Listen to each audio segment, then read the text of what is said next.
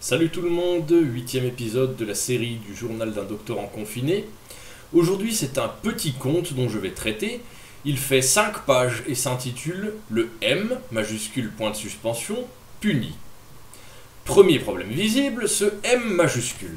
Il pourrait tout à fait vouloir dire messire ou monsieur, mais ce n'est vraisemblablement pas le cas. Ce M abrège d'après moi le mot macro au sens de proxénète et instaure subtilement une polysémie cachée avec monsieur ou messire, puisqu'on ne peut pas trancher la question n'étant pas dans la tête de Sade à la place de l'auteur. D'après mes recherches, l'étymologie de macro en argot reste incertaine. Le mot existe de façon sûre au 19e et peut-être avant dans la seconde moitié du 18e. Et ce qui me conforte dans cette idée est l'utilisation intempestive que fait Sade des termes de maquerellage et de mère maquerelle. Mais je laisse cette question en suspens, que les spécialistes du langage tranchent à ma place.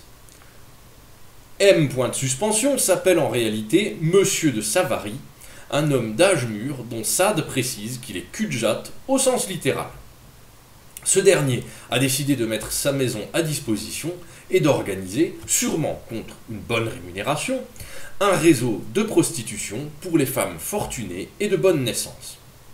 Les hommes mis à disposition gardent le silence sur leur activité et rien ne fuite pendant longtemps.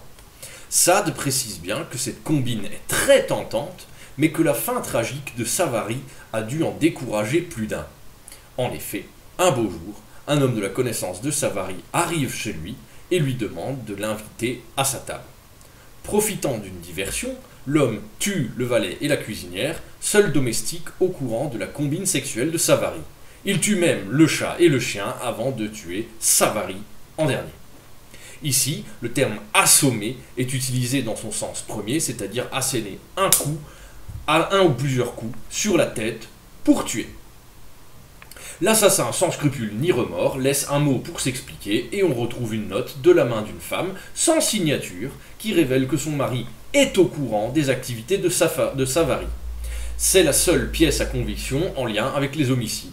Très rapidement, la justice conclut que s'il y a tant de personnes impliquées dans l'histoire, toute enquête est vaine et que cela découragera pour un temps les macros suivants. Quant à la morale de l'histoire, elle est la suivante. Sade, avec humour, mais conformément à son système de pensée habituel, conclut en disant que si la prostitution a fait plus d'heureux que de malheureux et de jaloux, alors cette activité a fait plus de bien que de mal. Il y a une tentative de quantification du bien généré par rapport au mal, en plus du rejet habituel de la morale chrétienne sociétale habituelle. C'est la fin de l'épisode, salut tout le monde.